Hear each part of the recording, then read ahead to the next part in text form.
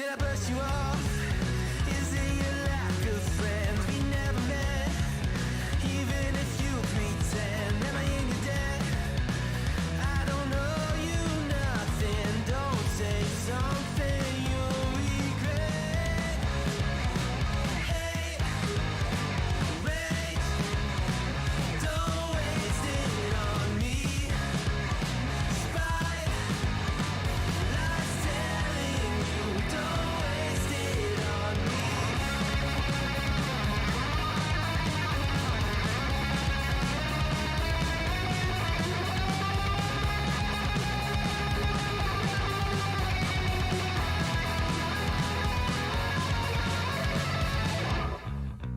Hate, rage, don't waste it on me. Spite, life's telling you, don't waste it on me. Rage, don't waste it on me. Spite, life's telling you, don't waste it. I'm telling you, don't waste it. Life's telling you, don't waste it on me. Ice and flames call my name.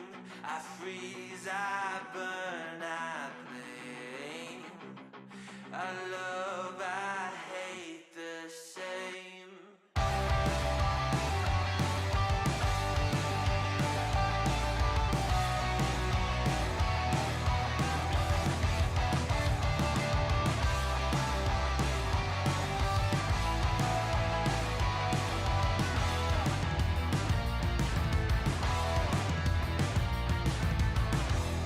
It's on my face, I cannot hide from the mistake my parents made. I'm never moving on. Not made from love, a remnant of a selfish motive. Was I needed? Do I need it to go wrong? Polarized, inherent pain pumping through my veins. Ice in flames call my name. I freeze, I burn, I blame. I love, I hate the same. If I embrace the side of me, I only fuel the fire. But is it wrong for me to fight against the balance of my power? History in halves, one brain. I will break the chain. Oh no, tokori wa yobu. Moeru rame koru to boku no ai to kirai ni iru. Oh no, tokori wa yobu. Moeru rame koru to boku no ai to kirai ni iru. I love, I hate the same.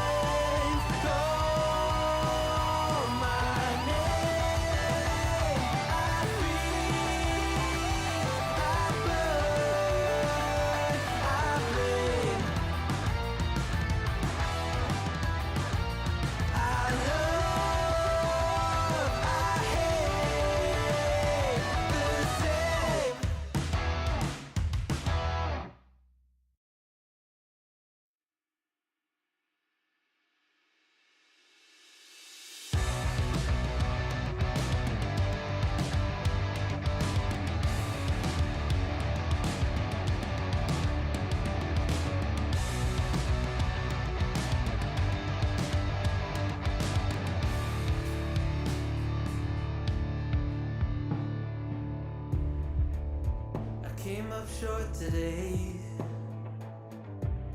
Feels like I fell 1,000 times. Nothing but doubt to flood my mind. 'Cause sometimes it's hard to remember why I ever started racing with my dreams. A restless December, feeling I was meant for more than I believed. I'll never surrender, rather try and fail and fall 1,000,000 times. I'm on my way.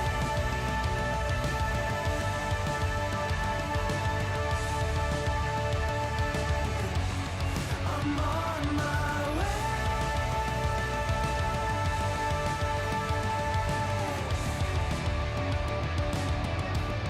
I know as close as I am now, I will struggle, I will shout. There's no stopping, there's no doubt. I'm on my way. There's no stopping, there's no doubt. I'm on my way.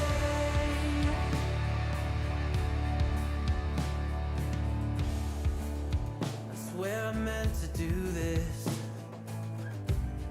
I'm told that love would never lie. Where my head has met my heart and they are beautifully aligned. But sometimes it's hard to remember everything I've done that's brought me to this space. I started with embers, now a raging fire is burning in its place. I'll never surrender, rather try and fail and fall 1,000,000 times. I'm on my way.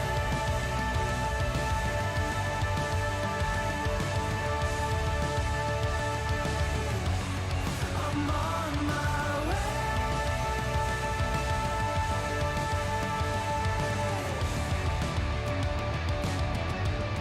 I know as close as I am now, I will struggle, I will shout.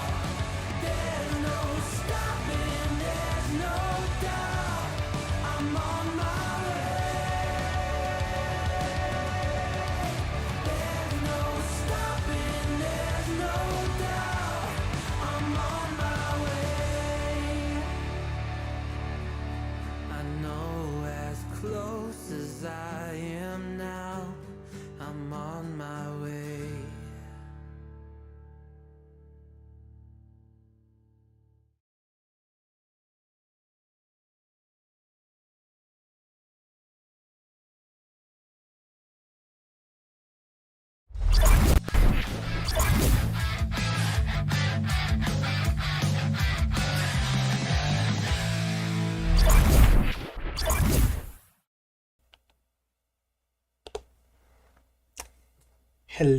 Hello, everybody.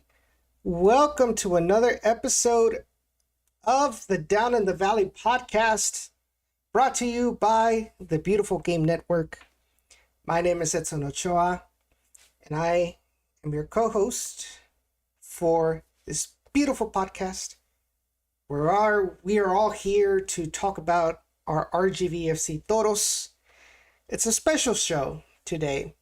We are hoping to have some of our patrons join us live on the show during this week's episode to talk about all of the latest RGVFC news. Before we get started with that, I do want to thank all of our patrons. I want to thank Jeff Strong, Harry Austin, Javier Ochoa, Santos Cisneros, Johnny Ruiz, Eddie de la Garza, and I know I'm missing one. I hate doing things on top Eduardo? yeah, I already said Eddie de la Garza, and Gilbert Guajardo. I want to thank them for their support of the Down in the Valley podcast. We appreciate their monetary donations. It'll only help us grow. And if you guys want to financially support the podcast while getting some perks, some exclusive perks, at the same time, be sure to check out patreon.com/down in the RGV and sign up if you have to. It isn't required to enjoy our shows, but you do get some exclusive perks that I hope that you guys might like. I do also want to thank the Beautiful Game Network for all of their support to the Down in the Valley podcast, and being able to host some of the available platforms that we're on in the podcast version. Big shout out to their sponsors, Icarus FC and Roughneck Scars, and of course a huge shout out to our sponsor, Natural Beauty Spa. Give your skin what it deserves. And be sure, if you guys miss any part of this show, be sure to check out the audio version of the podcast on Google Podcasts, Apple Podcasts, Stitcher, TuneIn Radio, and of course on Anchor.fm. So you can check it out there. You can also check out the video on demands after the live stream ends. And don't forget to follow us on our social media at Down the RGV and Twitter and on Instagram. And joining us today to talk about the latest RGVFC news, he's de la vieja guardia, like they say in Spanish. Like he's been with us for a while. Huge friend of the podcast. And let's give a huge welcome to Rey Silva of South Texas Border Sports. Ray, how are you doing? Hello, everyone joining us, patrons, non-patrons. Thanks for having me again, Edson. I hope everything is treating you well today. I just kind of feel like this show has a little rare air to this episode today, but we won't go into specifics until a little later on. Definitely. It's a very special episode, I think, for me, because this will more than likely be the last show, the last Down in the Valley show I get to do here in Houston, Texas. I'm glad to finally be back in the Rio Grande Valley, and living there. Houston, thank you so much, but you cannot get the Valley, you can't get the 956 out of this heart. So I'm glad to be back, and thank you everybody who's watching right now live on Facebook and on YouTube. Be sure to give this video a like, and be sure to share this with all your friends and subscribe if you guys are new to the channel. So let's talk a little bit about RGV, and we'll go ahead and have a discussion about last week's interview that we had with Ron Patel on our show. Ray, I know you probably caught some parts of it. What were your thoughts on some of the topics that we discussed last week? Before we start, I'm just gonna say these three letters: GPI. Oh, ouch. Ouch. I'm kidding. But that was a well done interview. Hippie. No. Yeah, thank you, Ray. But yeah, what were your thoughts on the discussion? I just see a lot of the right steps finally being taken by the proper soccer people. Now, of course, we can't forget about the people who laid the original foundation. But now, when the appropriate steps are finally taken by the appropriate people in place, you see the results happening.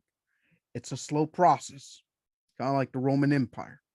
It's a slow, steady process. But now you're starting to see a little bit of the fruit bearings coming to fruition finally.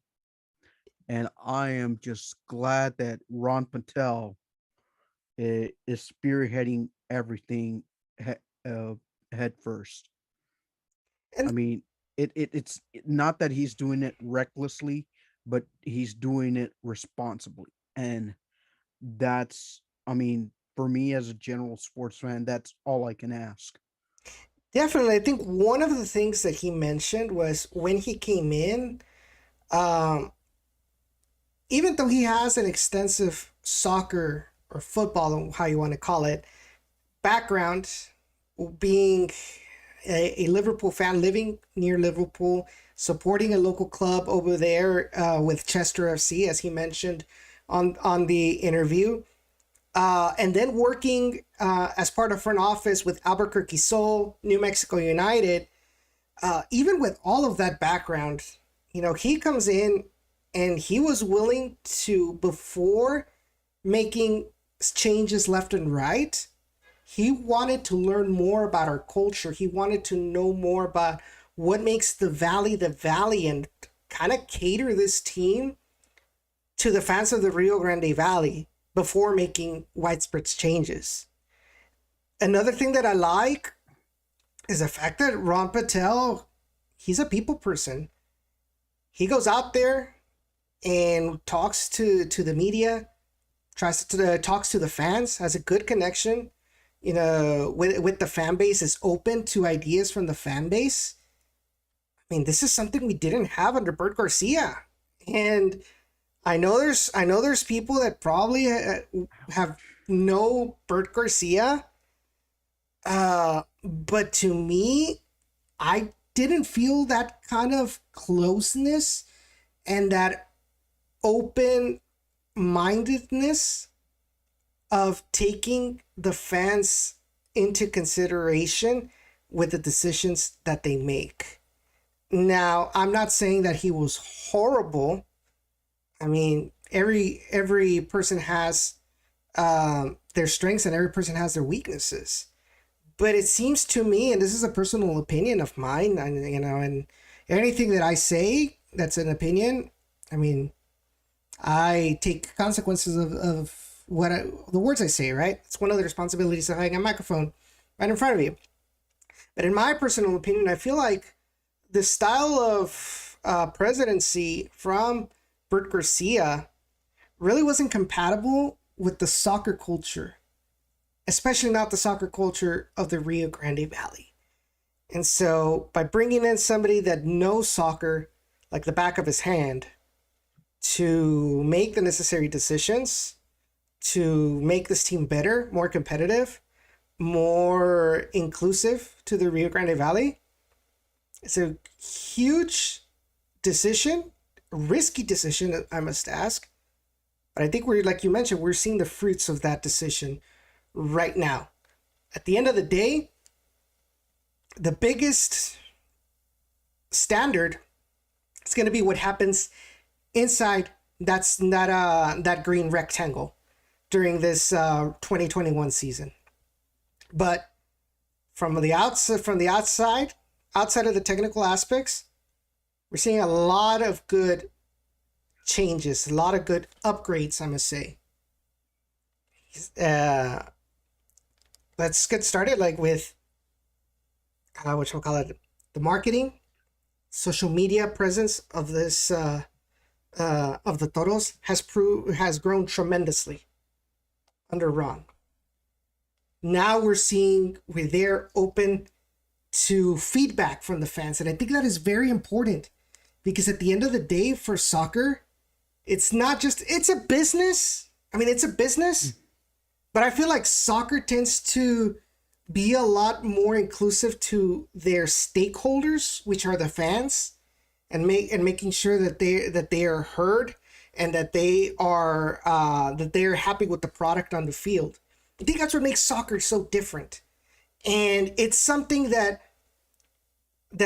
people that have worked in basketball, that have worked in hockey and worked in other sports and don't have a soccer background, it's pretty hard to understand.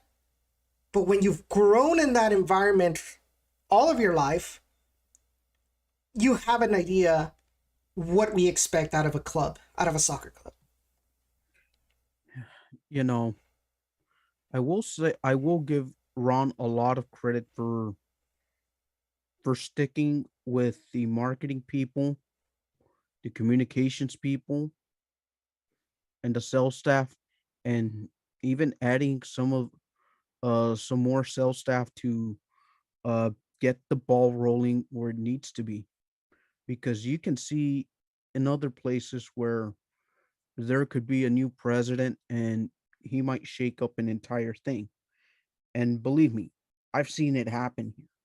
I've uh, I've worked in some of the most unusual work circumstances where one can almost call it toxic, but I refuse to call it uh toxic because there's a lot of moving pieces. And for me, um it was one of those things where um ownership, and I even had an episode about this just recently, is that communication was key to any successful sports team here in the valley. Mhm. Now, one of the things that I've also learned that the Rio Grande Valley is very family culture oriented. And what do I mean by that? Very simple. Uh, if you have a family of four, you have uh, you have mother, father, and two kids. Let's say you create a little family package, say $60, but in that package, you include a hot dog comp, just for as an example. All that for $60 plus entertainment of close to almost 2 hours. You didn't even get that at the movies. You're paying a little bit more at the movies, and I think that's where the economy of having a very family culture orientation has always fit the Rio Grande Valley. Mhm. Because if you just solely serve your corporations that donate the big bucks, you're going to want to also keep in balance a lot of the little guys, which are your family outings, your small groups of 10 to 20 people that may not come every week, but you may have like different organizations um, bring outings of 10 or more and And you know who's give them had discount packaging and give them uh, little incentives to keep coming back. and you know who's had a problem in that regard? The Houston Dynamo. I think he's hit it right on the head. Catering to the regular fans, catering to the family. A lot of these teams, they want to cater to their corporate partners, their corporate sponsors. But what happens?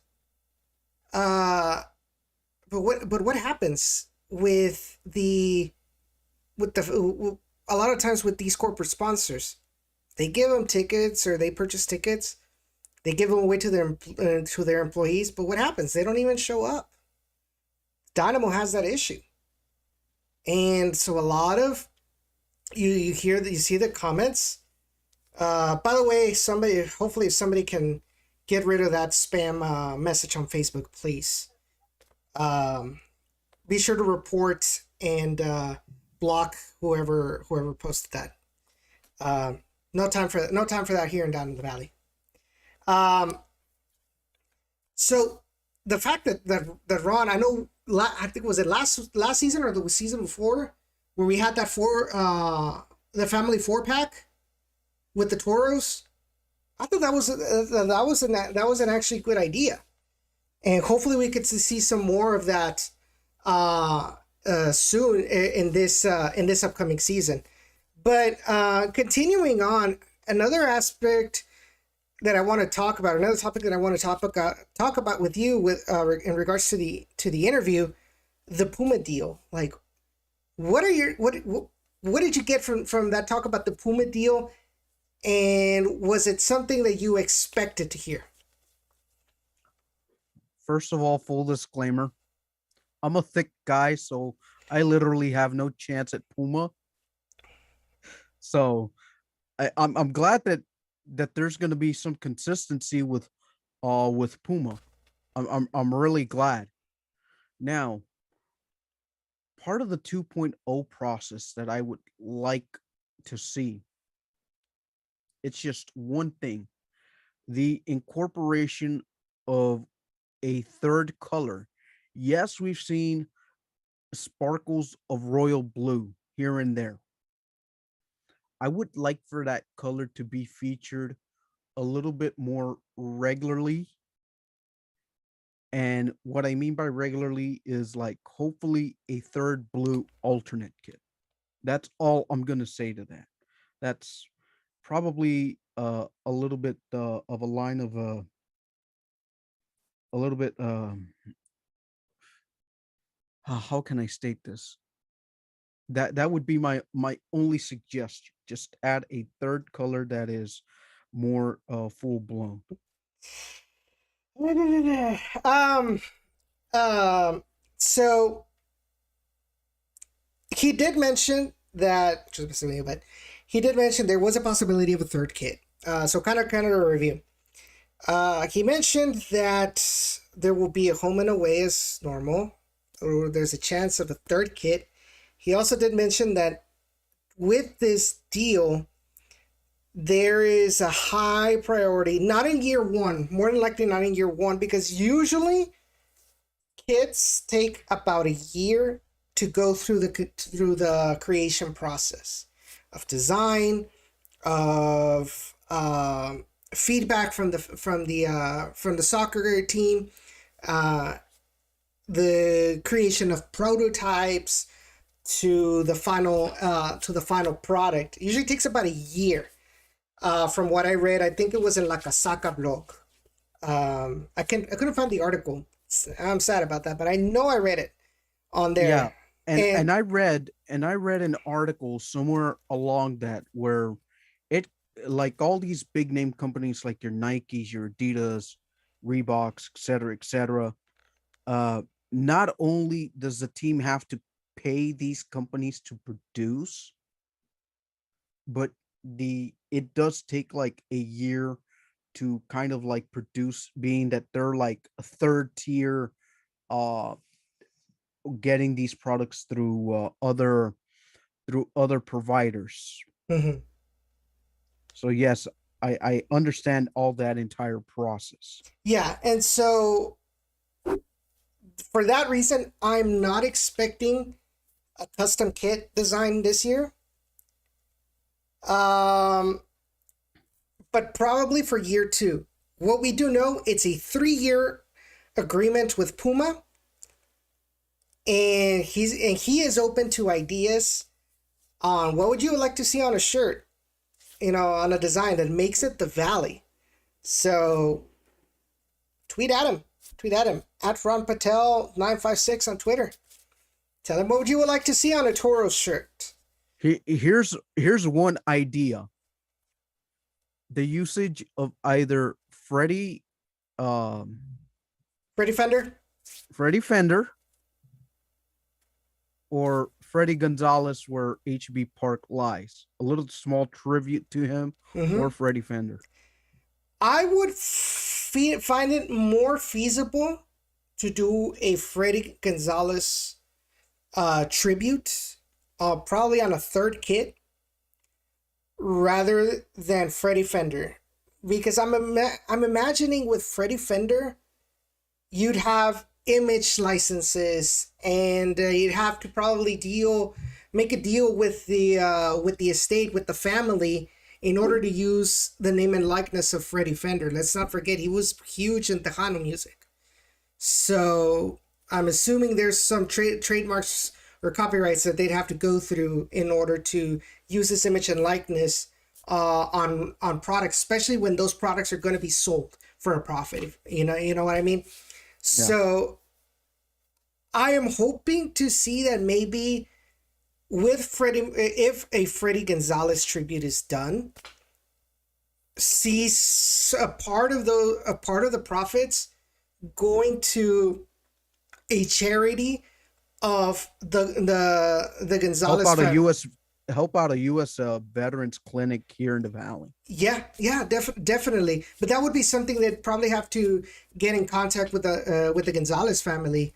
On first of all, if it's gonna be respectful, like because at the end of the day, like you're using their the name of their lost family member.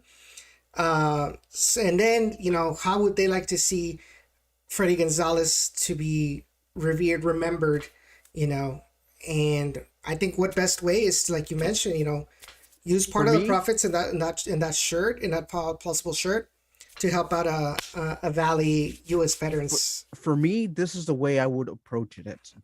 For me, I would probably create like a special military uniform to be worn that night, have a limited run of jerseys, and like whatever the player like have have like a jerseys auction at the end of that night and do like silent bids and then like sell them for about a week and then do like a 50-50 type of thing, like Yeah. 50% or 100% of the proceeds go to like a US Army veteran clinic, and just to kind of help those that are still struggling to cope with PTSD, Mm-hmm. with whatever military, um, with whatever scars that take a long time to heal, to help Homeless out these vets. veterans, homeless vets, Mhm. uh, just taking care of our soldiers, Yeah. just taking care of the soldiers. And I I think mean, that's that's a some. I think it's a really good idea. I mean, that's just the way I would see it. Because when I would work arena football games with organizations that shall remain nameless, they would do a lot of these things that like the 50-50 proceeds. Like I remember one indoor football team wore some special Fourth of July uniforms, and after the game they would have like live auctions. If the jersey sells for $25 to $40, $100, whatever amount that they could sell the jerseys for, hey, that's fine. Or even have like a week long silent auctions online, Hmm. and and the proceeds go uh to wherever, like the veterans clinic for wounded soldiers down here, And whatever. and that is going to help out in multiple ways. Number one, you're going to embrace Valley history, Valley culture, which is something that many people feel that the Toros have lacked these last couple of years. And number two, Ron mentioned it. Helping out the community was one of the priorities that they wanted from this team. Being able to go out there and help the community at this and getting themselves known while helping the community, helping the Rio Grande Valley rise. And what better way than pay tribute to Freddie Gonzalez? I mean, the history of Freddie Gonzalez was well known here. It's part of the culture, especially in Edinburgh, you know. And I think, like I said, I think that would be a good idea to at least ponder for year number two. So Gilbert says, he says, according to John Wormeling, who called me to let me know they had to order more and sold out, which is good, by the way. The training jerseys sold out. When have you heard Toro's gear selling out? If it when it's not end of the season, end of the season sales. Oh man, wow! Not even the Nike jerseys, and No. and and I will tell you this much. I'm gonna I'm gonna name this store because they are no longer in existence. Uh, Soccer Locker USA. They were based out of McAllen. they still had a boatload of those Nike jerseys still, Mhm. both the white ones and the orange ones. And the last time when I was there at that store, they still had a handful of those jerseys. Yeah. And I wanted to just like, wow, like really. But look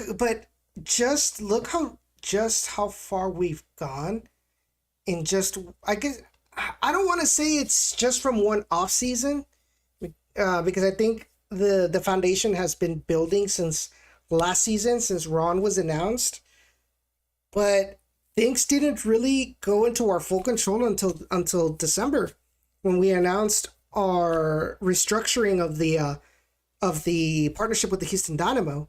And from then on, it's just been like all about, promoting and getting the Toros' name known out there with signings, with the 12 Days of Toros.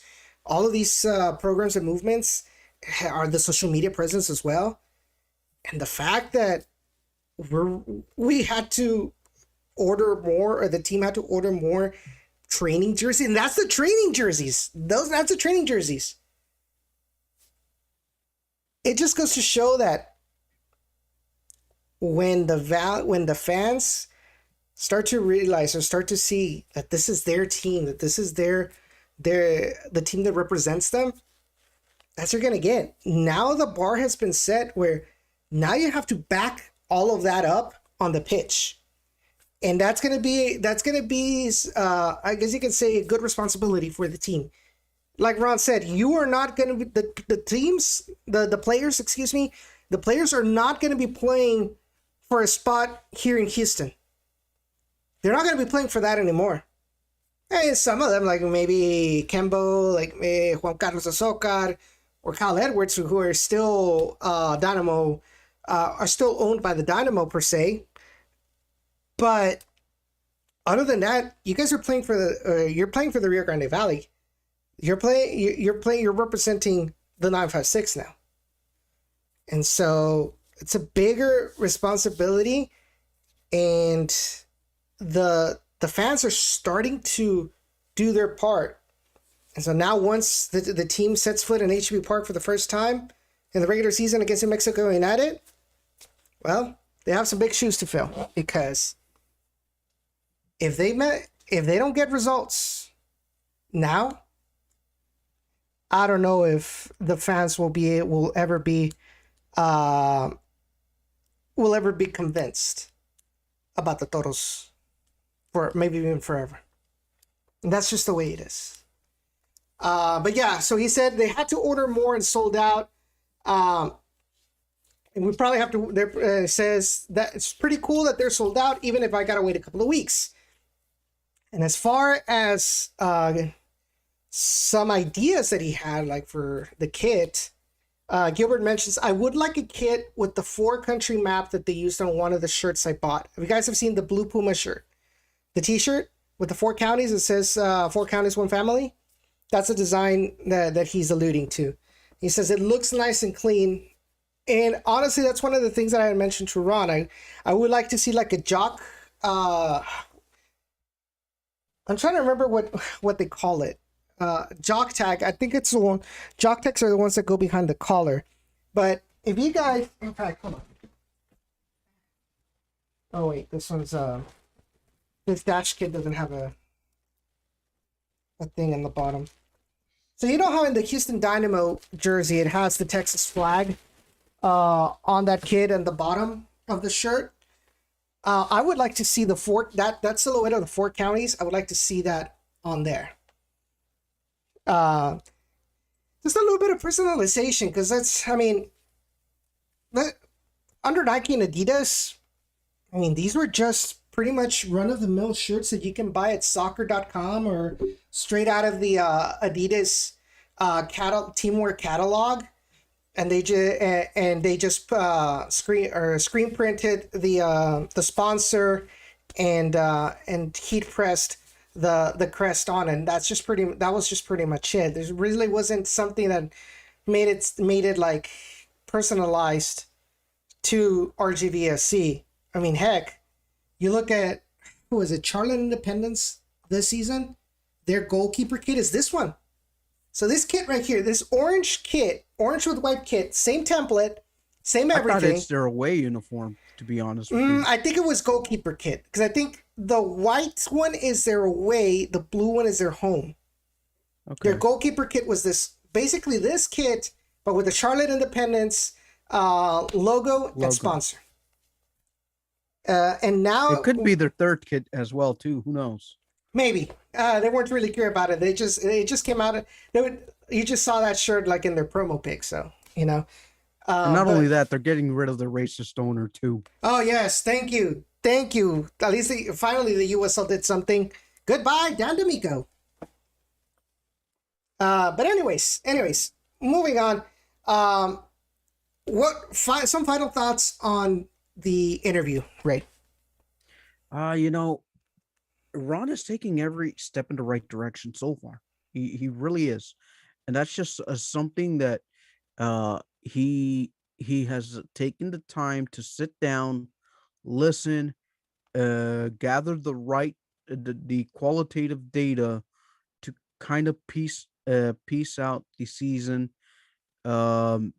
which needs to be a successful one. Mm-hmm. I mean, everything, like the foundation work is being done properly. Now we got to wait on part number 2, where Wilmer and players have to perform on the pitch. But everything else has been solid and consistent. Yeah. And just one quick reminder, because I think this is very important. If y'all, I don't know if y'all seen the short clips I have been posting throughout the week, some the very important moments of the show. So one of the more important moments that he mentioned, where he talked about the signings, Ron Patel mentioned that yes, they are falling behind, and that is on them due to the timing of the restructuring of the relationship between the Dynamo and the Toros. But he did mention that one of the reasons why a lot of these players have not been announced yet is because a lot of them, especially the foreign players, they have to go through so much documentation with the bureaucracy, with the league, with the federation, with the previous club, etc., etc., etc. And like he mentioned, you can't just post without notifying everybody that, hey, he's going to be with us now. And then he has to get a P1 visa, etc., etc., etc. So a lot of these players probably don't have all of that squared away yet. At this point, it's all a waiting game. And I know I'm as anxious as you guys to see our players. And to be honest, like, I wish we weren't in this situation. We are a month away, literally a month and a day away from our opener against New Mexico United. We still don't have the full squad announced yet. But it is what it is. And I will tell you this much, Edson. I work for an indoor soccer team who shall not be named. That struggle is real, and especially if you don't have the right people working for you. And that's all I'm going to say on that topic. That's all I'm going to say. Mm-hmm. So that's pretty much it on that. I think that was it, right? He talked about the signings, and then we talked about preseason schedule, and then the next day, lo and behold, the Toros release preseason schedule. So let's take a look at that, shall we? So, preseason for the Toros begins April 9th. Let me take that back. Training has already started from what I can tell. But the first preseason match in this Toros 2.0 is going to be April 9th against Austin Bold. What's up, Mike? Just real quick, Code Awesome asks, do you know how many are pending to be announced? I don't know exact number. I wish I knew. I don't know exact number, but rest assured we are going to have a complete squad with RGV specific players. We are not going to be relying on the Dynamo for loanies. I highly doubt, and this is a personal opinion of mine, I highly doubt we are going to have any more Dynamo loanies aside from the first three, Kembo, Juan Carlos Azocar, and Kyle Edwards. As you guys have probably noticed, the rest of the Dynamo players that have been loaned out to other USL clubs. So at this point, it looks like Taurus is kind of out of the Dynamo's picture when it comes to loanees. And let's not forget, those three loanees were announced before the announcement of the independence. So okay. Up April 9th, Austin Bold, closed match. Not open to the public, and it's going to be at Austin. Probably at Coda. And then Sunday, April 11th, so 2 days after that game, they're going to be playing in Austin against Austin FC, the new MLS club, or franchise, I should say. Let's be real here, all right? And then they have close to 2 weeks of more preparation before they face off against San Antonio in San Antonio. Also going to be a closed match. All three preseason games are going to be closed matches. No public will be allowed. And now we don't know with the fact that Austin Bold had to cancel their preseason match today against Houston Dynamo. They had a positive COVID test result within the club.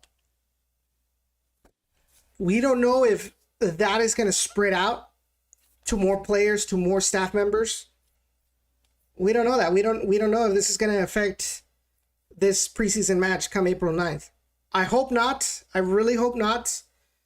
We need all the preparation that we need for this upcoming match, but I don't know. It's just speculation on my end. I hope for a speedy recovery for that affected Austin Bold player or staff member, and hopefully they're going to be 100% for this preseason match. So quick reminder, April 9th at Austin Bold, closed.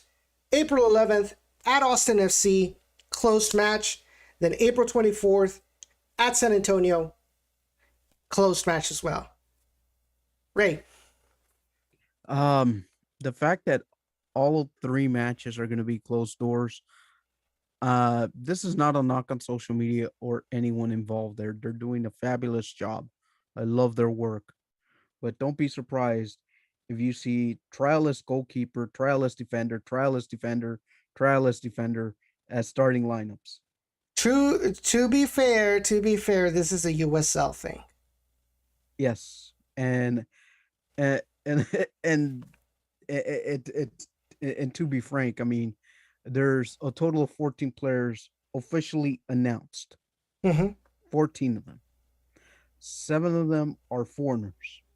So that's 50% of your squad being foreigners. So that's another thing to look at. So I would not be surprised if all players get labeled as trialist to see how the preseason goes with only 3 games while everyone else has a total of 5-6 to prepare themselves. So that's kind of the thing that scares me about this preseason schedule, is that there's not more games on it, but we also kind of look at the fact that the bureaucracy that's involved in getting these players in. So all I hope is that come next season, we don't have a repeat of this. I definitely understand the intricacies of why it is like that. So I have no complaints as to why we have very little preseason matches. Ron mentioned it himself. He wants another reason why they're closed matches. He wants to give Wilmer the opportunity to be able to look at these players, at his without. I don't remember exactly the phrase, and I don't want to put words in Ron's mouth, but he mentioned about that it's kind of he feels like allowing the Toros to have these matches on behind closed doors, it's going to be beneficial for Wilmer in learning about his squad. what he has available. Correct, exactly. So that is the preseason schedule. Now, yesterday, the Toros announced, or not just the Toros, the USL Championship announced the complete League schedule for 2021 season. It's pretty interesting, ladies and gentlemen. And let's go over this. So let's start with the first. Oh boy. I had a little Twitter rant on this, so be ready. All right, we're gonna get to hear some more from Rey. All right. So the first 3 games are going to be at home. We've got New Mexico United in the Ron Patel Derby. AKA the Cello Derby now. The Cello Derby for us, the Ron Patel Derby for the Curse. That is going to be on May 1st.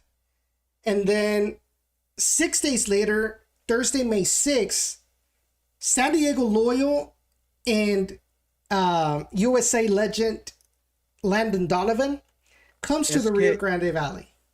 Es que ganar en México es mucho más fácil. Es que ganar en México es mucho más fácil. Gana ¿Cómo? gol. Gana gol. Gana gol. If you guys have not seen that commercial, that's hilarious. It's hilarious, but I don't think, you know what? I'm not even going to touch that with a 10-foot pole. It just mimics a lot of the situation that's going on. Yeah, let's not get through that, especially with how things are right now in the environment. Yeah, this is not a political podcast. Anyway, so Thursday, May 6th versus San Diego Loyal, and then May 15th at home versus San Antonio FC. The South Texas Derby. The South Texas Derby. All 3 are going to be at home. Tickets are now available for purchase. Now, here's my first rant of that portion of the schedule. If you can get 7 of 9, 9 of 9, you'll be in pretty good shape. You kind of have to defend home field a little bit here. You kind of have to. You gotta have to, like, if you're gonna make a solid impression with this Toros 2.0, you have at least got to go either 7 or 9 in that homestand, and it's gonna be crucial. I'm not saying that fast starts get you into the playoffs, no, but having 3-game home stretches like these are important. Not only that, it's also very important when it comes to first impressions on this new Toros 2.0. Let's be honest, a lot of the more casual fans, they rely on like game number 1 to get an idea on what the team is going to look like. Let's take a look at last season with that thrashing by Los Dos. People were booing, and I wholeheartedly agree with them. I'm not one of those like, oh no, don't boo them. No. Boo them, or show them at least show them your discomfort, right? But gotta be respectful about it. Like, don't be a d-bag or anything like that. You know, there are ways of showing your displeasure with a team, and I think booing is, I think is acceptable. I mean, I know a lot of people probably disagree with it, but me personally, I do it with Tigres. I'm not gonna lie, I do it with Tigres. Hashtag fuera tuca, but that's neither here nor there. But these 3 games are very important to kind of get that first impression on it. Set the tone. Thank you. Set the tone for the beginning of the season. And not gonna lie, they're difficult. These matches are from difficult opponents, but I think it's very doable. And I think it will also show, if we do get at least a 7 out of 9, like you mentioned, this is going to show the USL Championship. This is going to show the USL Championship, who has this like next to last or last place in the rankings. Va a ser un golpe de autoridad. if we can get For, these results. for me, for me, this is a way. This is like a fan. Like for me as a fan, I would probably be happy with 2 draws and beat the snot out of San Antonio. Yes. Get 5 out of 9. Not sorry, Harry Austin. Nah, Yeah, not at all. beat you guys soundly. Yeah, definitely. Although when you're home, the best thing you can do is get a win. Just get the W. Yeah, let's get that dub. All right. So after those 3 home games, you've got away versus El Paso Locomotive. That's on May 22nd. Away against San Antonio on May 29th. And then away against the Miami FC. Let's not forget, it's the Miami FC. Don't know why, but that's their official name. Sunday, June 6th.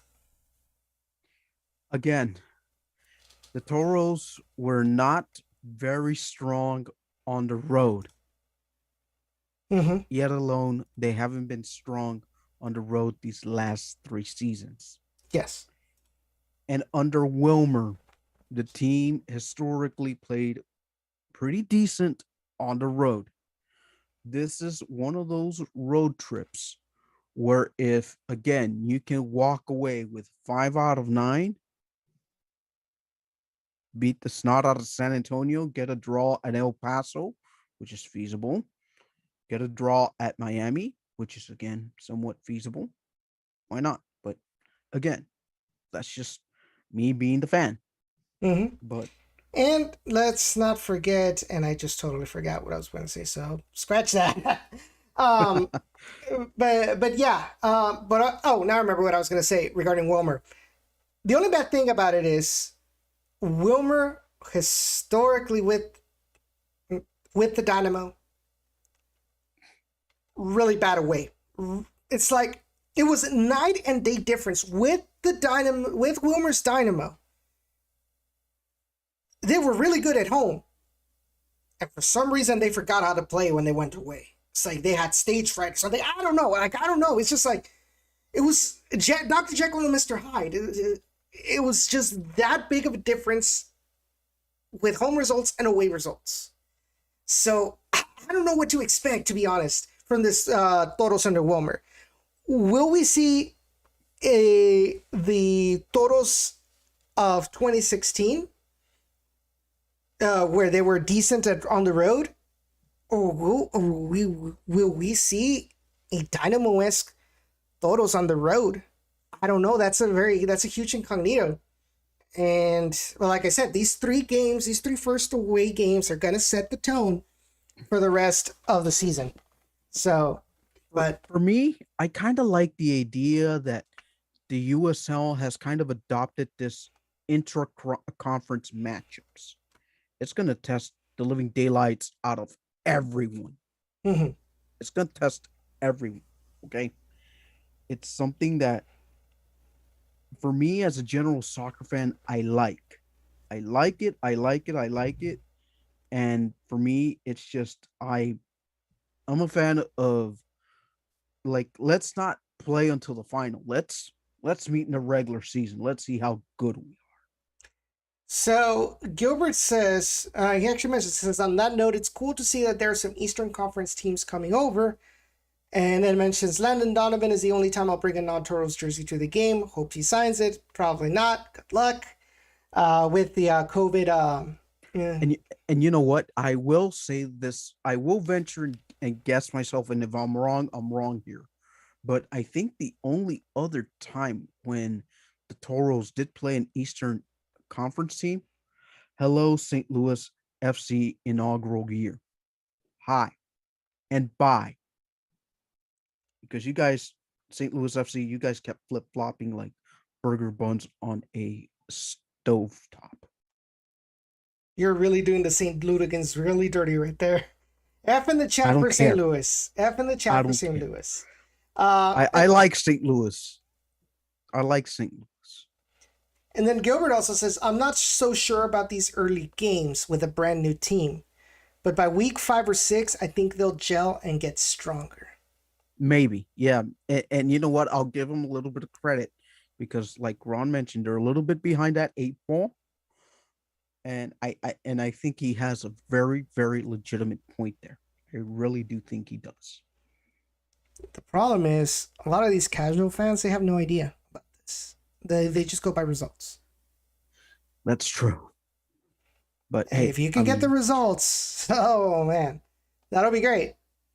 But in the beginning, I think Gilbert has a point. There's gonna be some cushion there in regards to how we take these results, and hopefully they'll improve. and one quick note, real quick. Hello to Michael Reyes and Code Awesome. Thank you guys for joining in. Definitely. Appreciate the love. Thank you guys. Don't forget, like this video, share it with your friends, subscribe if you haven't done so. It's probably, and I'll say it again, it's probably the last It's episode. the farewell. It's the farewell from Houston, pretty much. But anyway, moving on with the schedule. We'll try to make it a little bit quicker. So after that, Real Monarchs at home, June 12th.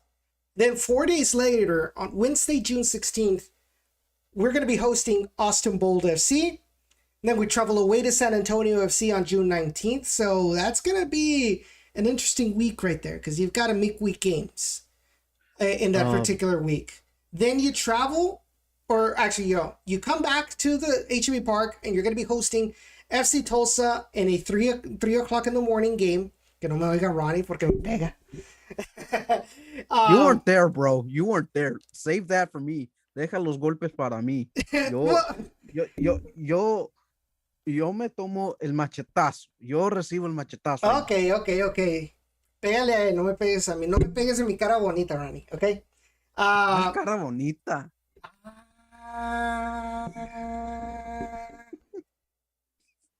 Fuertes declaraciones.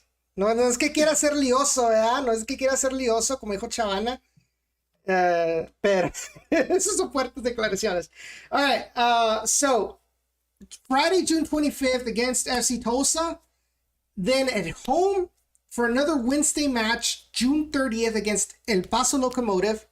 Then they travel to Austin July 10th for their match against Austin Bold FC. So in between the El Paso and the Austin Bold match, they're going to have a little break, a 10-day break. Then they travel to Orange County SC on July 17th. And then they come back home against Austin Bold FC on July 24th. And we'll continue on right there. But one of the things I will mention about the schedule, every time we see Real Monarchs, it's going to be the Kyle Adams Derby. Yeah, pretty much. You know what's interesting though is the fact that we're gonna have a little bit more out of group matches this season compared to last season. Right. So after that Austin Bold match, you travel to Phoenix Rising on July 31st. Dollar beer night. Let somebody go. If anybody goes to Phoenix, change the signs to $1.01 or whatever. But just don't let it dollar beer night, because if you guys are USL fans, you would know that Phoenix Rising is undefeated at home when they have dollar beer nights. Dun, dun, dun. But yes, July 31st against Phoenix Rising FC. Just be careful with the handballs, okay? I don't want any Phoenix Rising goals scored with the hand. Right? Was it Salomon Asante? Yeah. Right, Salomon Asante? Yeah, that forearm, that little like excuse me movement. Right. So then they travel for another Wednesday match to Real Monarchs, August 4th against Real Monarchs at it's not Rio Tinto Stadium, what's it called? Zions Bank Stadium. Rio Tinto. Leave me alone. Then they come back to HEB Park on Saturday, August 7th. They'll play San Antonio FC. How many times have we played San Antonio so far? Will we mention 1, 2, 3, 4? That's 4 San Antonio games already, and we're barely in August. Then they gonna be hosting Colorado Springs Switchbacks August 14th. They travel to Austin for a Wednesday match, August 17th against Austin Bold. Then they travel to El Paso, August 21st, which is a Saturday, to play El Paso Locomotive. Then they travel again to OKC for the, how do you want to call it? How do you want to call this derby? They're playing OKC Energy. They have Robert Coronado. Connor Donovan. They have Connor Donovan. And they have Brad Dunwell and Charlie Ward. Oh, boy. I wish they had that OKC match at home, not away. Exactly. It's I guess we could call it the Four Horsemen Derby, but after all, it is 4 players. Well, whatever you want to call it, August 29th against OKC Energy. It sucks that it's on a Sunday. I would have gladly have traveled to OKC and watched that game. But not on a Sunday.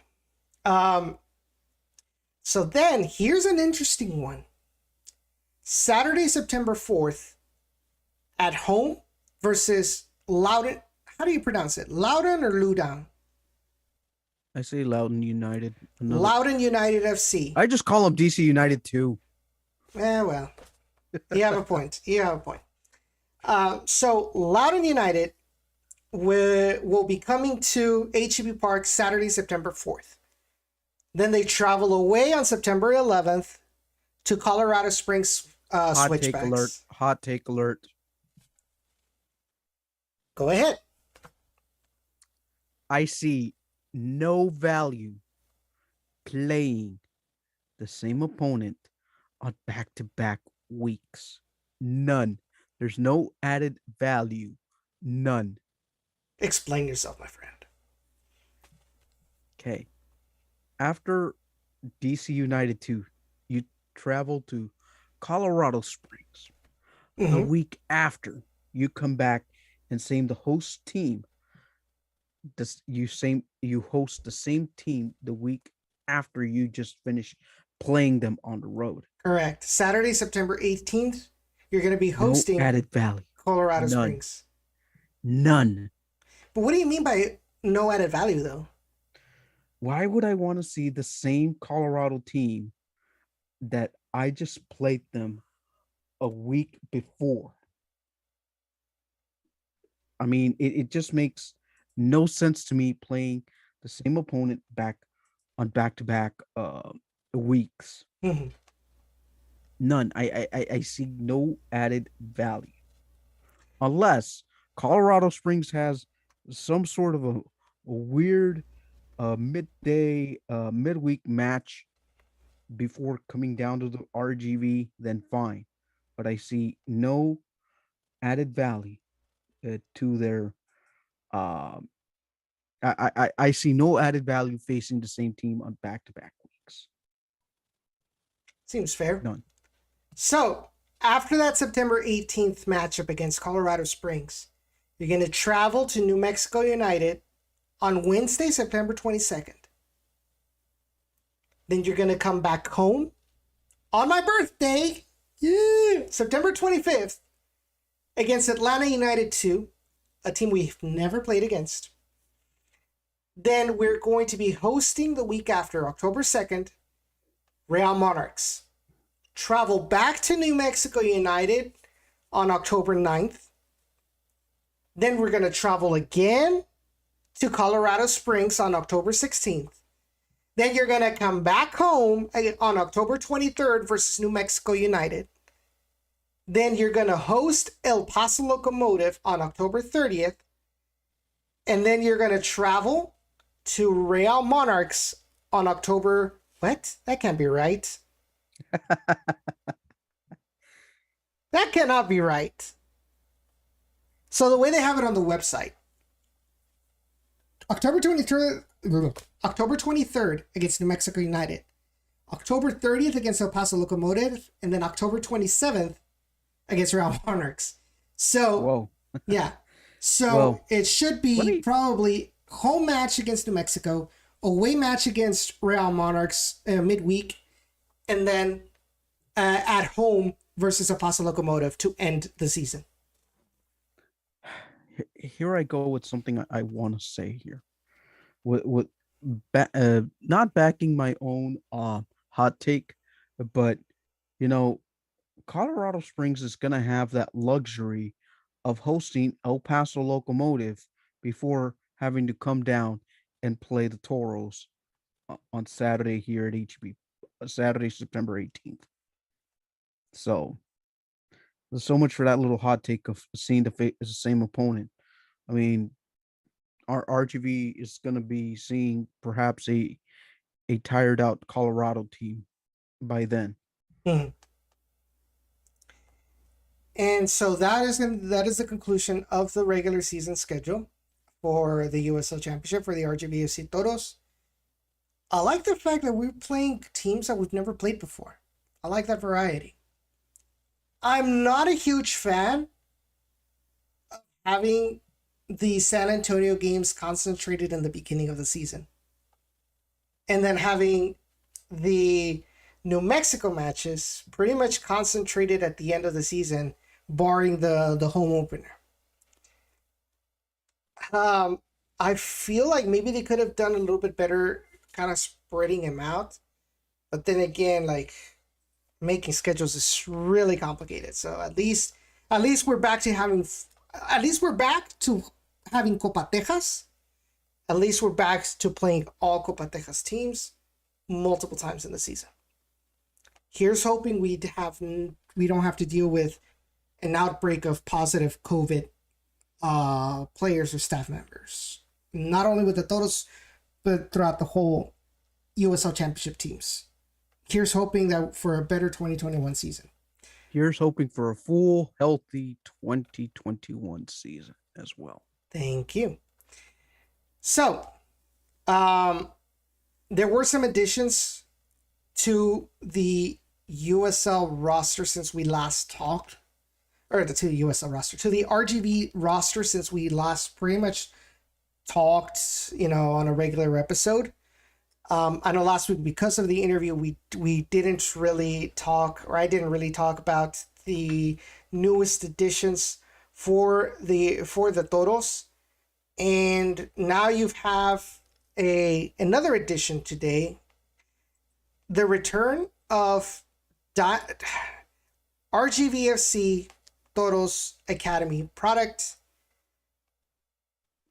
Diego Rocha, the first graduate from the academy program to get a full professional contract with the Toros.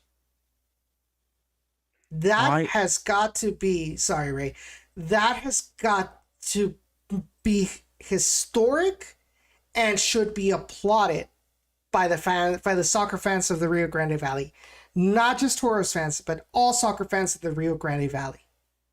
If the soccer fan base in the Valley really cares so much about getting local talent on the team, this should be shared, this should be applauded, this should be praised to Diego Rocha and the Toros Academy, hoping to get some more in the future. If not, then it's just...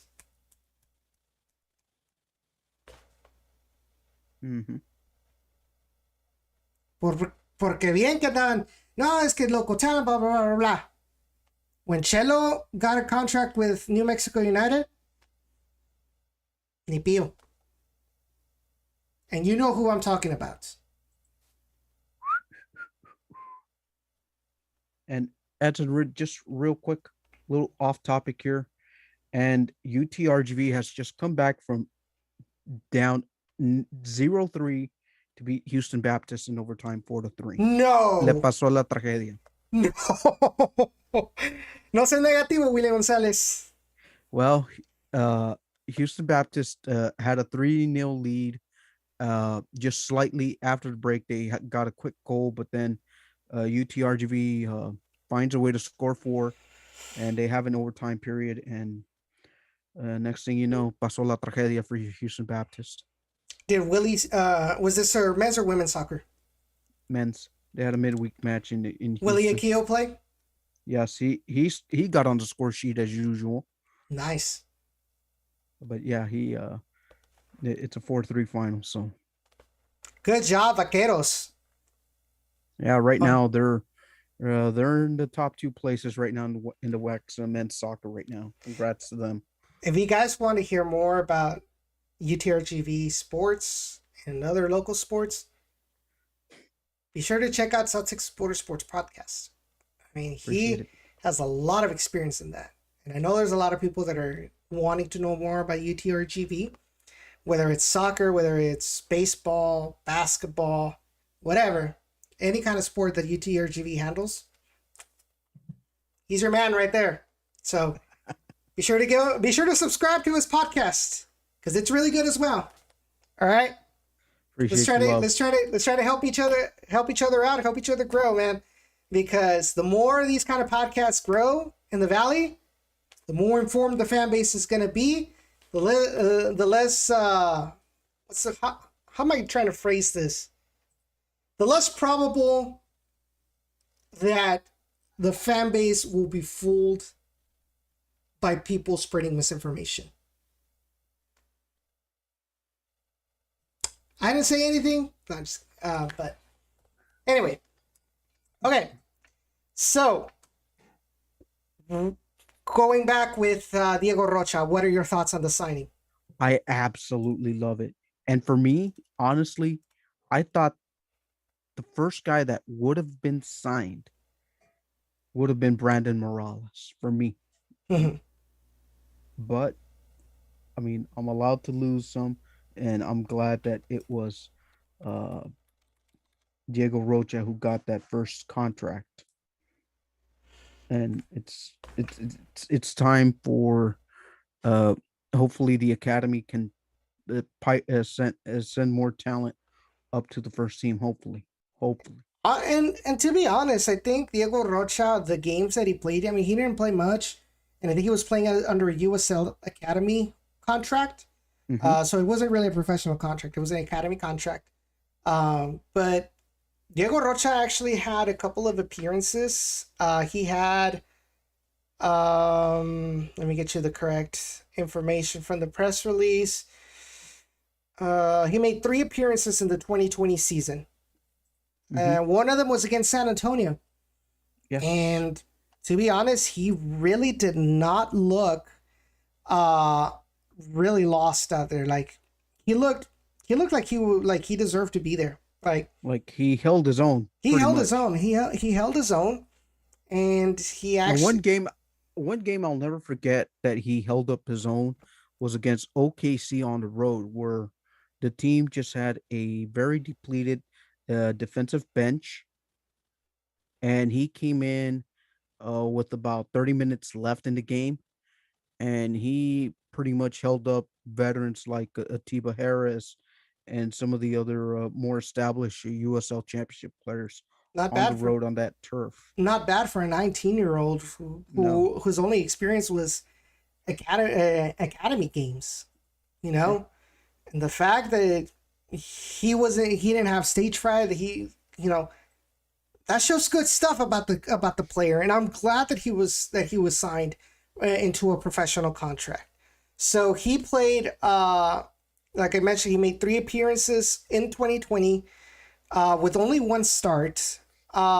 Notched 3 clearances, 1 block, and 1 interception in more than 100 minutes of action, and connected 14 out of 20 passes.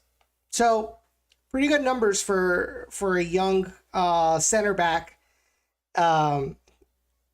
And I hope to see a lot more. Let's see where he lands on this depth chart going into the 2021 season. I would love to see more from him, and I would love to see the Toros hype him up more during the regular season and get his name out there for the fans. I think he deserves it.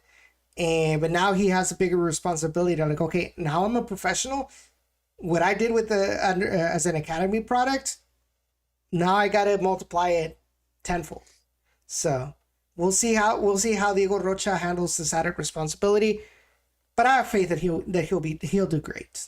I think he has the right mentality in order to do so. And I know that if the Toros has I can't English today. If the Toros has experienced members alongside him, he's gonna grow a lot. I can assure you that. Yeah, I mean, I just genuinely love this signing. Mm-hmm. And when it was dropped last week in episode 2 of El Camino, with some familiar faces on that episode. Dilo. No. No hay que ser así. No hay que ser así. But yeah, when Wilmer dropped that hint that they're ready to announce the signing, I had a pretty good idea. It could have been him, but I just rather let the entire process play out. Yeah. No, it caught me by surprise. To be honest, and I wanted it to be like that. I wanted to have the same feeling of ecstasy, knowing what the signing was going to be. So there were other signings since we last talked. You had midfielder Adrian Vera announced to the RGV roster. Former LA Galaxy 2, former Los Dos player. And now he's coming to the Rio Grande Valley. What are you expecting from him? Ah, man, I can't remember who said it best on Twitter that the Toros keep stacking up young USL Championship veterans. And I kind of like this trend that the team is taking, is that they're getting guys who at least have 20 games, or no, let me lower that threshold. 15 USL Championship games under the belts. And Wilmer finding one way or another to kind of piece them together before opening day and have something of an established lineup go what's the proper word? I guess building the cohesion already for this upcoming season, Mm-hmm. getting a lot of younger talents. I mean, the only old guy right now is Tyler Derrick at 32. So you Yeah. look at you look at the rest of the roster. You got 24 in Camden Riley, 24 for Carter Manley, Adrian Dispe at 27, Juan Cousin 22, Adrian Vera 24, James Murphy 23, Grant Robinson 22, Kyle Edwards 24, Campbell at 20, Elvis Amo 29, Cristian Sorto 21, and Azócar with 25. So It's you on have the a younger pretty, end of the spectrum then. yeah, average age around 25 years old. It's not So bad. far with this roster. Now if you want to add Diego Rocha. So let's grab a little calculator here. So you have 24.8 times 13. So you got 322. You add 19 to that. Here, 341, divide that by 14 equals you've fallen at 24.4 with the Rocha signing today. That's pretty young, and a lot of them have a lot of experience in the USL, like you mentioned. That's a huge, complete 180 from what we've seen the previous years, not including 2016, of course. Yes. But especially last year, most of our players were out of college. Some of them weren't even in the draft. So We got a lot of inexperienced players, and now our backbone is going to be USL experienced players. That is a good improvement on paper from previous years, and I like that. Exactly. So, Adrian Vera, 6 seasons with LA Galaxy 2. Considering that Adrian Vera is... How old is Adrian Vera? Adrian Vera, let me check for you. 24. 24. He's 24. And he has, 6 seasons with Los Dos, 112 appearances, recording 7 goals and 8 assists across regular season and playoffs. He made 16 appearances last year for 2020, scoring 3 assists and 13 key passes.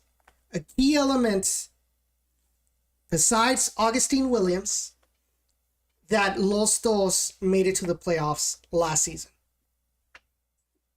So,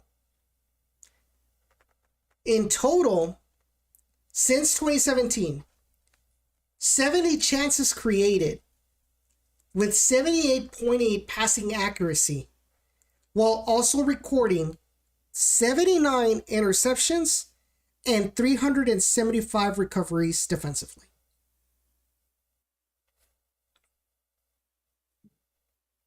Great for a guy who plays the center mid position, who I will say that it's a little graphic I made using a application out there in the App Store via Apple. I created a non-official starting 11 just based on the signings. I could see him slotting in and splitting time with Wan Kuzane, or even filling in a slot of a James Murphy type of deal, playing on that left side a little bit, playing that kind of a defensive midfielder role, where you at least have the encouragement to move up if there's that opportunity. So that's where I kind of see Veta fitting in with the Toros. I definitely see him there too as well. And I definitely see him, well, it depends on who else gets signed, right? But Yes. I do see him getting a lot of minutes, maybe even as potential consistent starter, you know. But we need to see the whole roster. We go back to this whole thing. We need to see the whole roster to make I mean, look, an educated guess, you know. you know, I can I can go on every day and kind of add the names that are officially added on to the roster that we have for now. I could, but then you're gonna have some people coming after me and saying, "Hey, why are you doing this and why are you doing that?" Hey, look, that's why I type it in the in the in the body of the message, unofficial. It's not official. This is just a hypothetical. You and and that's where I kind of get a little bit of the lash. Okay, so I can just continue giving fans that hope, that illusion that hey, this team is coming together just fine. We may be a little bit behind the 8 ball, as Ron mentioned earlier, but I mean, hey, the progress is there. Okay, so I mean, I'm not trying to play the role of Wilmer or his assistant coaches, but I'm just trying to give fans, you know, keep building that excitement for opening day. That's all I'm trying to do. I'm just helping out the team. Like, if they want to like fix in their own adjustments, I mean, that's fine for you, the fans. But I'm just trying to educate all of our fans the best way possible with what's already available for us. Correct, and that's pretty fair.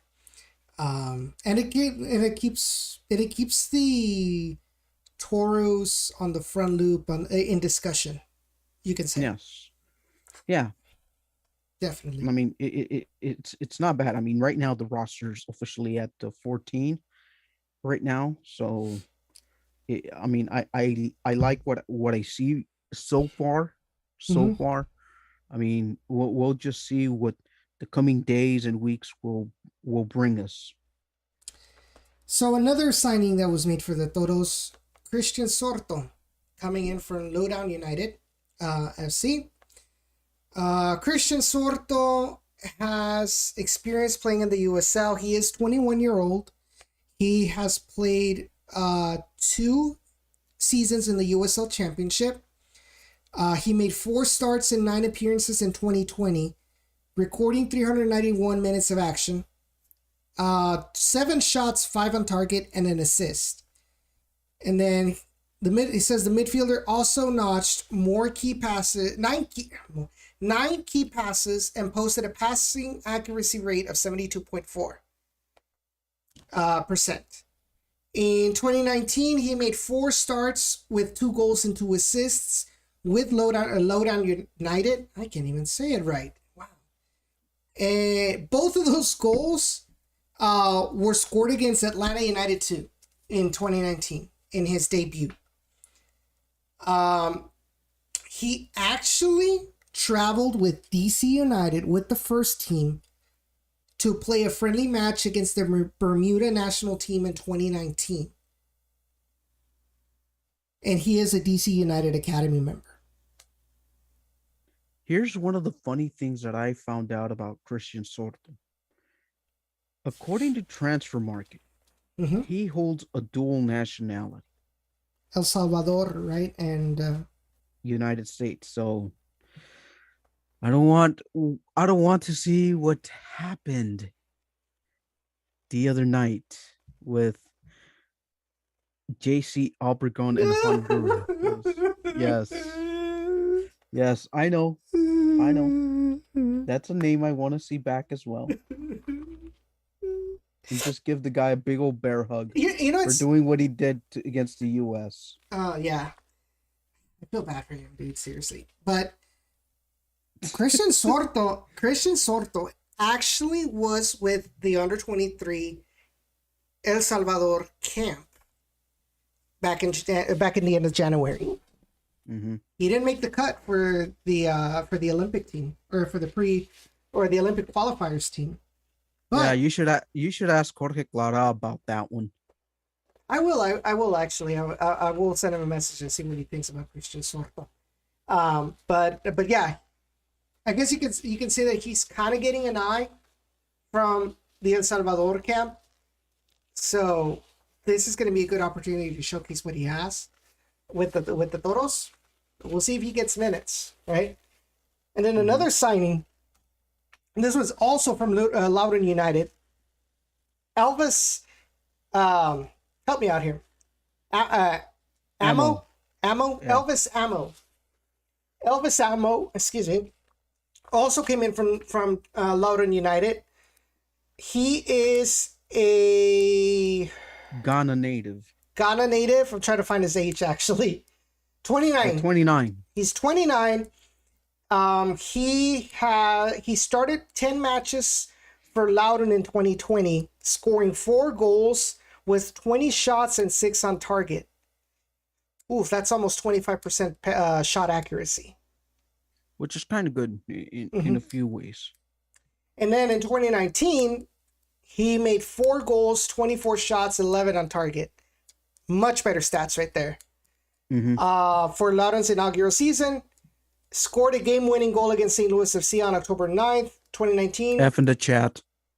F in the chat for St. Louis. And then he played for the Shea National Football League, second tier, with SK Lyson. Actually debuted with Asante Kotoko SC of the Ghanaian Premier League in 2015. And played also in the CSL, the Canadian Soccer League, with Capital City FC.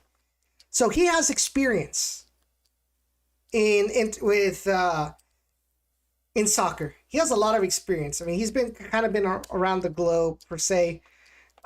So he has some experience from the lower divisions of Europe, with Canada, with Ghana, and of course with the USL. So this is one of those signings that is gonna be helping out with experience with this team. Yeah.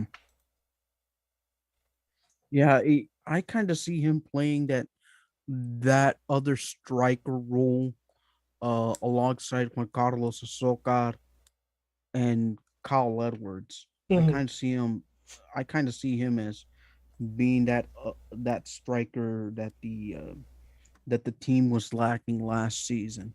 I kind of see him competing for one of the two striker slots that hopefully Wilmer Cabrera will employ. Will be interesting. Will be interesting. Like I said, we with the Dynamo, we're used to seeing with a 4-2-3-1. In fact, going back to that El Camino episode, correct me if I'm wrong, but didn't that whiteboard have a 4-2-3-1 formation on it? Maybe, maybe. No And you also comment. saw, yeah. I'll just leave the no comment and the usual suspect face. Check out El Camino episode 2, guys. If you Uh, guys don't know what we're talking about, check out El Camino episode 2. Huge shout out to uh, Z. Huge shout out to Alyssa Castañeda for their work in getting this done. yeah, It it is is great amazing. stuff. You know, I was kind of hoping that this El Camino thing would kind of be a little bit of the Hard Knocks thing. You know, where you're gonna have that one iconic, funny moment. We've already had a couple of well, not iconic moments, but you kind of had some of those signature moments where they kind of tease a couple of big things. Episode one can be related where Wilmer says, "Is that thing on?" You know, kind of like with Mhm. the relationship with you guys up there in Houston. If you know what I'm talking about. Mhm. Episode two, you see some familiar faces, and you see the whiteboard with a little bit of with Sneak peek. a little sneak peek of what the team build is is looking like, and then and then part number three, Ron Patel being added to the squad depth, which is a funny moment in the El Camino series. Yeah. So check it out, guys. Check it out. So let's kind of wrap this up real quick. Uh, the Toros announced the re-signing of James Murphy and the addition of Adrian Arturo Dispe for the Toros. Dispe, center back from coming in from Colorado Springs Switchbacks. 12 appearances in the 2020 season, recorded 34 clearances, 23 interceptions, and 4 blocks with a 58.6% dual success rate. He was with Portland Timbers 2 for 2 seasons in the USL Championship, 37 appearances with them, and helped T2 reach the USL playoffs in 2018. He is a native of Cuba, where he has made 13 appearances for the Cuban national team. And Dispe became professional with Santos Laguna of Liga MX in 2016. Yeah, one of the many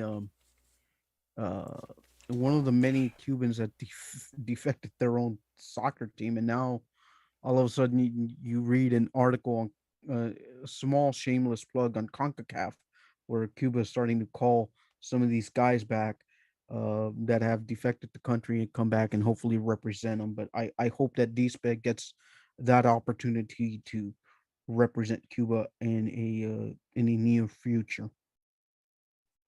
And then James Murphy was with the Toros last season, made 11 appearances with the club. Third of the team with 82.6% passing accuracy. with 46.4 passes per 90 minutes and notched 11 key passes during the season. 7 clearances, 5 interceptions, and 4 defensive blocks. It took a while for him to kind of carburate, I think. Correct me if I'm wrong, Ray. But when he did, I think James Murphy was kind of a decent signing. I kind of loved the signing originally because just remember, Edson, where the team was at the time. We had next to no depth. Mm-hmm. And I kind of feel like he kind of added that left side presence that Cello needed to operate, and he kind of like fulfilled that left side ability to kind of establish that attacking role, trying to play that defensive midfielder that he can tend to be, but also be effective on his attacks through the left side of the midfield. Mm-hmm. You look at his stats for 2020. They weren't bad at all. They weren't bad, considering how bad the team was. Oh yeah, they weren't bad.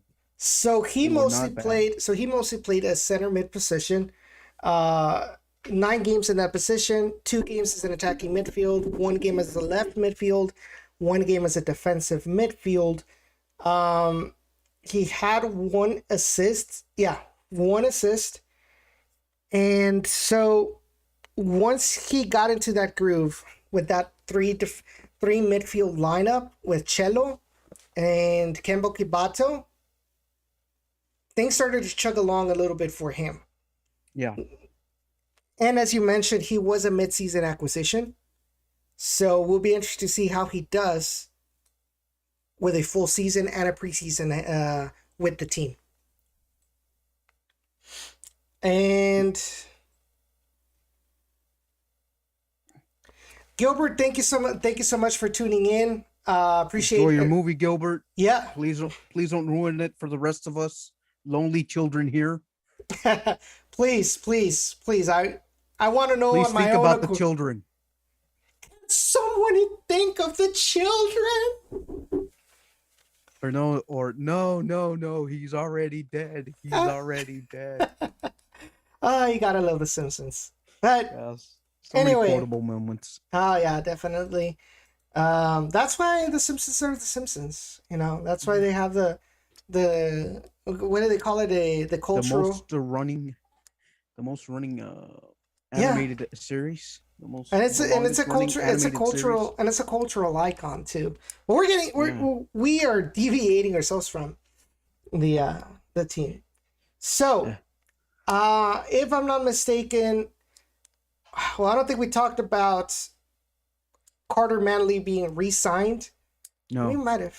No, we didn't. Of course, he's a left back, so he's a left back. Really, that's one of the kind of expect him to be there, doing his thing the way he did last season. And yes, he kind of had his lapses, but I do kind of want to see him perform on the left back. I'd rather see that little drive up. I'd rather see him as a center back. I was not convinced at all. I was not convinced at all about him being as a left back. Well, he was another mid-season acquisition. No. But it's like, but hear me out. Okay, you're a left back, right? Yeah. You know who else was a mid-season acquisition? Ian Hoffman in that same position. Yeah. And you did not see the mistakes that Carter Manley made, being out of position, not running back when the Toros lost the ball. You did not see that from Ian Hoffman. And Carter Manley is supposed to have a little bit more experience than Ian Hoffman, as far as age goes. Yeah. So, to me, I am not convinced, and I've said it many times, I am not convinced about Carter Manley as a left back.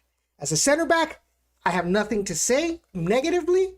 I think he can help us out there in the center back, but as a left back, left a lot to be desired from me. I know. I know he may have left a lot to be desired, but I mean, I just think of it as like look at the way where we were last season, just trying to piece trying to piece a team together uh like the way the situation just called for. So um I just think uh that if he fits well in either one of the center back positions, preferably on the left, well, I think he'll be okay. We'll see what happens. And I always say, I don't know. Definitely. Definitely. But guys, that is going to be it for this week's show. I'm going to be honest. There's probably going to be a multi-week hiatus of the show. No, there won't. I'm just trying to be honest here because I know, but I may just drag you into my show anyway. So, well, I mean, that could be a possible too. So, if there's no Down in the Valley, check out South Texas Border Sports. We'll probably find me there once. But let me explain the reason why there might be a hiatus. So, as I posted on Twitter, I got hired for a job in the Rio Grande Valley, in Edinburgh to be exact. And so I will be moving. I will be moving from Houston relocating from Houston back to my good old Rio Grande Valley. I missed you. I will be back. But that's why there's probably, getting things together in boxes and still at the same time, dealing with the last 2 weeks that I'm going to be in my current job. There's probably not going to be time for me to prepare a show or anything like that. If you guys have moved before, you guys have an idea why it's such a big ordeal, why it's so time consuming. So in the meantime, check out South Texas Border Sports and their podcasts. Follow us on our social media. Follow at Down in the RGV on Twitter and on Instagram, and on Facebook too. Facebook.com/Down in the RGV. We will be notifying you when we will be back for another show. And I know there's probably going to be a lot of good news coming out in the next couple of weeks. So it's kind of probably bad timing, but man, I'll make up for it, I promise, when we come back.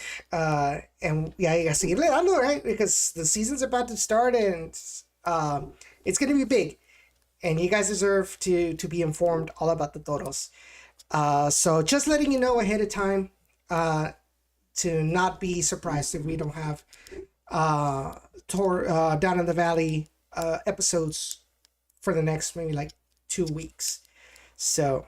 But guys, thank you so much for tuning in tonight. It was a pleasure being here talking about the Toros. Rey, thank you for coming on once again. And hopefully, once we get back, hopefully we'll see you all again and to talk more Toro stuff. I want to thank all of our patrons for supporting this podcast financially. Thank our sponsor, Natural Beauty Spa. Thank the Beautiful Game Network. Thank their sponsors, Roughneck Scarves and Icarus FC. And thank you all for tuning in. We'll see you in the next one. Take care.